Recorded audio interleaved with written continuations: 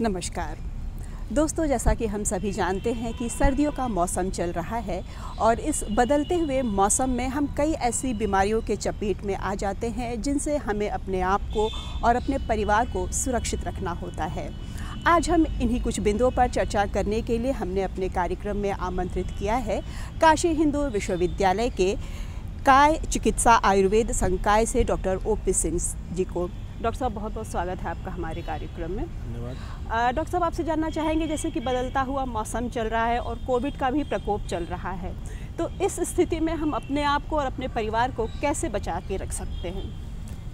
देखिए, आयुर्वेद की दृष्टि से या जो भारतीय संस्कृति है उसकी दृष्टि से अगर हम देखें जी। तो जब जब मौसम बदलता है, विशेष रूप से जो ये मौसम चल रहा है, सर्दियों का जो मौसम जब आता है, उस समय हमारी शरीर प्राकृतिक इम्यूनिटी गेन करती है, जिसकी वजह से हमें छींक आना, सर्दी जुकाम होना, कभी कभी बुखार आ जाना, कमजोरी लगना, ये आम समस्या होती है।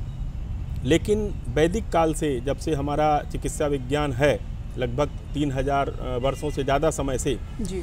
वो ये बताता है कि हमें कुछ ऋतुचर्या, दिनचर्या उसका पालन करना है और खान पान किस तरह से हमको लेना है उसका पालन करना है, जिसकी वजह से कि हमारे शरीर की जो इम्यूनिटी है, जो इम्यून सिस्टम है, जो प्रतिरक्षा प्रणाली है, वो बूस्टअप होती है। जी, जैसे कि आपने अभी इम्यूनिटी सिस्टम की बात की, रोग प्रतिरोधक क्षमता की बात आपने की अभी, तो आयुर्वेद क्या बताता है कि किस तरह से हम इसको बढ़ाएं?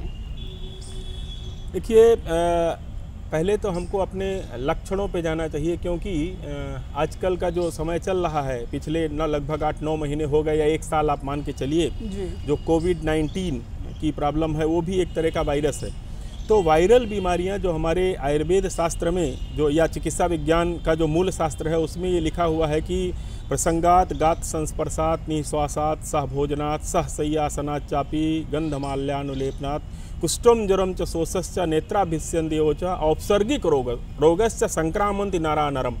तो हमारी संस्कृति में, हमारे चिकित्सा विज्ञान ने ये बता दिया है कि ये औपसर्गिक रोग हैं और हमें मलेरिया वो भी एक तरह का बुखार है, डेंगू भी एक तरह का बुखार है, टाइफाइड भी एक तरह का बुखार है, जनरल फ्लू वो भी एक तरह का फीवर है और जो कोविड-19 वो भी एक तरह का बुखार है। जी। तो जो हमारे किस तरह का हमें बुखार है, हमें किस तरह की सावधानी बरतनी चाहिए, इसके बारे में चर्चा कर लेना आवश्यक है। जी। तो हम आपसे यही जानना चाहेंगे कि कैसे अंतर स्पष्ट करें कि हमें नॉर्मल फ्लू है, टाइफाइड है, मलेरिया है या कोविड है, तो हम अंतर कैसे स्पष्ट करें इसका? निश्चित रूप से बहुत ही अच्छा प्रश्न है, क्योंकि शरीर से ज़्यादा मानसिक स्थिति पूरे दुनिया की, विश्व की ज़्यादा भयावह हो गई है। उसमें चाहे चिकित्सक हों, चाहे कम पढ़े लिखे लोग हों, चाहे ज़्यादा पढ़े लिखे लोग हों, सभी की जो शारीरिक से मानसिक स्थिति, तो उसमें जो भेद करने के लिए सबसे आवश्यक है कि किसी को एक छींक आ जाने से या थोड़ी खांसी आ जाने से भयभीत होने की आवश्यकता नहीं है। आप ये देखिए कि आपके खाने का स्वाद आपको मिल रहा है कि नहीं, सूंघने का स्वाद आपको मिल रहा है कि नहीं। यदि ऐसा नहीं है तो वो कोविड नहीं है जी। और वो जनरल वायरल फीवर है।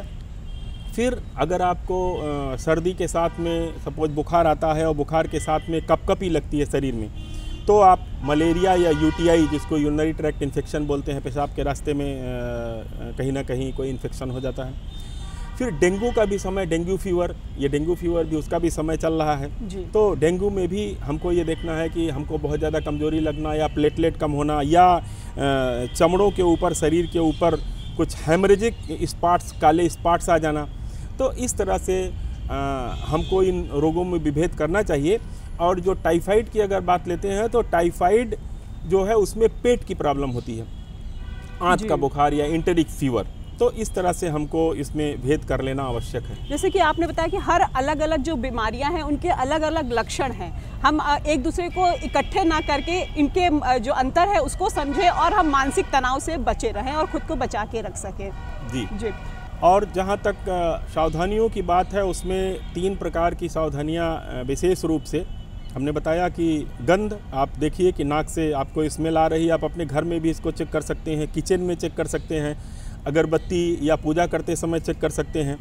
हवन जब करते हैं उस समय चेक कर सकते हैं, और जो खाना खाते हैं उसमें आपको टेस्ट मिल रहा है कि नहीं। अगर ऐसा होता है, नहीं मिलता है, गंध नहीं मिलती है, तो थोड़ा आपको जागरूक होने की आवश्यकता है। और आप कोविड सेंटर्स हैं, L1, L2, L3 सेंटर्स हैं, जहाँ पे भी आप हैं उस हिसाब से आप इसकी जांच करवा लीजिए, डॉक्टर से परामर्श करिए। और सावधानी ये है कि मास्क लगाना, गुनगुना पानी पीना, और जो भी हमारी प्रतिरोधक क्षमता बढ़ाने वाली चीज़ें हैं उसमें मुख्य रूप से हम बताएंगे कि जो हमारे मसाले हैं जी, भारत में मसालों का प्रयोग हम लोग करते हैं, वो भी एक बहुत बड़ा कारण है कि जिससे हम लोगों का जो इम्यून सिस्टम है, या गले में या नाक के जो साइनसेस हैं उसमें जो चाहे वो कोविड वायरस हो या अन्य वायरसेस हैं, उसके वजह से वहाँ टिक नहीं पाते हैं। जब वो टिक नहीं पाएगा तो निश्चित रूप से छींक के माध्यम से, खांसी के माध्यम से बाहर निकलेगा, या सपोज अगर पेट में चला जाएगा तो वो थोड़ा बहुत गैस्ट्रिक प्रॉब्लम कर सकता है, जैसा कि कोविड में भी होता है। तो मसालों का प्रयोग, उसमें त्रिकटु चूर्ण है, शुंठी, पिप्पली, मरीच जिसमें पड़ता है, गिलोय का काढ़ा जो कि हमारे देश को और दुनिया को उसने बचाया है इस कोविड काल में और इसके पहले भी, क्योंकि गिलोय जो भी जागरूक जनता रही है वो गुड़ या गिलोय जिसको अमृता कहा जाता है उसके काढ़े का प्रयोग हमेशा करके अपने इम्यून सिस्टम को बूस्टअप रखते थे लोग। तो उसका प्रयोग हम लोगों को बहुत सावधानीपूर्वक चिकित्सकों की, आयुर्वेदिक चिकित्सकों के या अन्य चिकित्सकों के परामर्श से करना है, जिससे कि हमारा इम्यून सिस्टम ठीक रहे। और यदि हमें इन्फेक्शन हो भी जाता है तो उसके लिए सावधानियां बरतना बहुत आवश्यक है, जिससे कि हमारा रोग या हमारे अंदर का वायरस किसी दूसरे अन्य व्यक्ति को समाज में ट्रांसफ़र ना हो पाए। डॉक्टर साहब, जैसे आपने बताया कि रोग प्रतिरोधक क्षमता को बढ़ाने के लिए काढ़े का प्रयोग करना चाहिए, तो हमें अपने आहार में और ऐसी कौन सी चीज़ें सम्मिलित करनी चाहिए जिससे हमारी रोग प्रतिरोधक क्षमता बढ़े? निश्चित रूप से अगर हम अपने भारतीय चिकित्सा विज्ञान की चर्चा करें जी, तो उसमें हमें जो सफ़ेद चीज़ें हैं, जैसे चीनी, गुड़ की, पहले हम लोग गुड़ का प्रयोग करते थे। और गुड़ आप देखिए कि गाँव में या जो आम जनता है ये जानती है कि अगर किसी को खांसी या बलगम बन रहा है तो एक भेली छोटी गुड़ खा के गुनगुना पानी पीने से वो समाप्त हो जाता था और उससे एसिडिटी भी नहीं होती थी। लेकिन जब से चीनी का प्रयोग बढ़ा है तब से हमारा, चूँकि उसमें उसके प्योरीफिकेशन में इतने केमिकल्स यूज होते हैं कि जो कि हमारे शरीर के प्रतिरोधक क्षमता को भी घटाते हैं और एसिडिटी भी होती है। तो जो गुड़ का प्रयोग बिल्कुल सर्वोपरि है। और अगर गुड़ में तुलसी और अदरक का पेस्ट अगर आप मिला के 5-5 ग्राम उसका सेवन करते हैं तो निश्चित रूप से कोरोना ही नहीं, कोविड-19 अन्य तरह के वायरसेज या गले के इन्फेक्शन से आप बिल्कुल मुक्त रहेंगे और आपको एसिडिटी की समस्या भी नहीं होगी। जी डॉक्टर साहब, मौसमी फलों की अगर हम बात करें तो जैसे लोगों को खांसी हो जाता है तो लोग बोलते हैं खट्टी चीज़ों का सेवन, जैसे संतरा है, आंवला है, इसका सेवन बंद कर दें। लेकिन कोविड में ये चीज़ें खाने के लिए डॉक्टर्स प्रिस्क्राइब करते रहते हैं, तो इनके बारे में हमारे दर्शकों को आप बताइए। देखिए, दो दृष्टि है। एक तो भारतीय दृष्टि है जो कि शीत और उष्ण उसका विचार करती है कि क्या चीज़ ठंडी है, क्या चीज़ गर्म है। लेकिन जब से हमारा जो नया जो भी मॉडर्नाइज जो चिकित्सा विज्ञान आया है उसने ठंड, सर्दी, शीत और उष्ण को भेद नहीं किया, जिसकी वजह से हमको इस समस्या का सामना करना पड़ा। हम सामान्य उदाहरण अगर दें तो आप सादा पानी लीजिए और गुनगुना पानी लीजिए, आप खुद महसूस करिए कि गुनगुने पानी से लेने से आपके गले का बलगम, आपके साइनसेज, नाक में जो बलगम है वो बलगम ठीक होता है, गैस की समस्या नहीं होती है, पेट आपका ठीक से साफ़ रहता है, पेट फूलने की समस्या नहीं रहती है। तो इसलिए गुनगुने पानी का प्रयोग, ताज़ा खाना, ताज़े खाने में मिक्स आटे की रोटी, इस समय जाड़े का सीज़न चल रहा है जो कि बाजरा, मक्का, जौ, चना, इसकी मिक्स आटे की रोटी, और हरी साग सब्जियाँ जिसमें कि पालक और ये जो हरी वाली गोभी जिसको ब्रोकली कहते हैं, बथुआ का प्रयोग। लेकिन एक चीज़ सुनिश्चित करना बहुत आवश्यक है कि ये इन चीज़ों में पेस्टिसाइड्स या फर्टिलाइज़र्स बहुत ज़्यादा मात्रा में पड़ते हैं, तो उसका ध्यान देना है कि क्योंकि आप जब मार्केट में जाते हैं सब्जी मंडी में तो उसमें आप सूंघ लीजिए, अगर आपको ऐसी गंध आती है तो उसका प्रयोग तत्काल ना करें, उसको 3 से 7 दिन छोड़ दें, उसको आप स्टोर कर लें।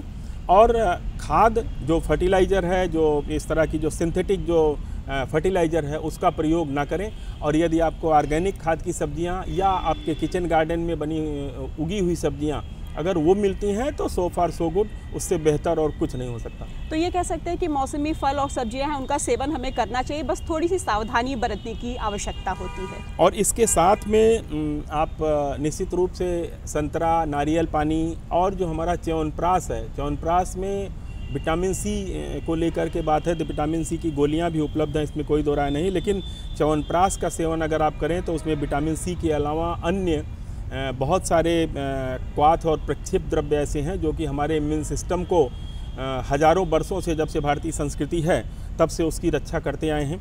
और 1 चम्मच च्यवनप्राश, 5 से 10 ग्राम च्यवनप्राश दिन में 2 बार गुनगुने दूध या गुनगुने पानी के साथ लेने से आपका इम्यून सिस्टम भी अच्छा रहेगा, आपको विटामिन सी भी मिल जाएगा, आपको एसिडिटी की भी प्रॉब्लम नहीं होगी और किसी तरह के वायरल इन्फेक्शंस का खतरा कम रहेगा। जी डॉक्टर साहब, आम जन से क्या संदेश देना चाहेंगे कि वो कोविड से भी अपने आप को बचाएं और जो वायरल बीमारियां हैं उससे भी अपने आप को बचा कर रख सकें? देखिए, उसमें 3 प्रकार के शारीरिक उपाय क्या करना है, मानसिक उपाय क्या करना है और वातावरण माने इन्वायरमेंटल उपाय क्या करना है।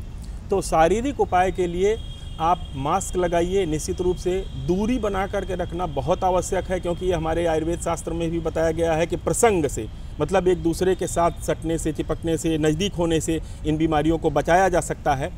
और मानसिक उपाय, क्योंकि इस कोरोना काल में स्पेशली मानसिक भय बहुत ज़्यादा समाज में फैल गया है, तो मानसिक भय फैलाने की आवश्यकता नहीं है, बचाव ही सर्वोपरि है। गुनगुने पानी का प्रयोग करें, अदरक, तुलसी, गिलोय का काढ़ा लें, जो भारत के मसाले हैं काली मिर्च, जीरा, मरीच, त्रिकटु चूर्ण, इसका सेवन करें और घर में धूपन जरूर करें। तो धूपन के लिए उसमें सरजरस है, गुग्गुलू है और सरसों है और इस तरह की जो चीज़ें हैं उसका धूपन करने से भी हमारा वातावरण भी बहुत शुद्ध होता है।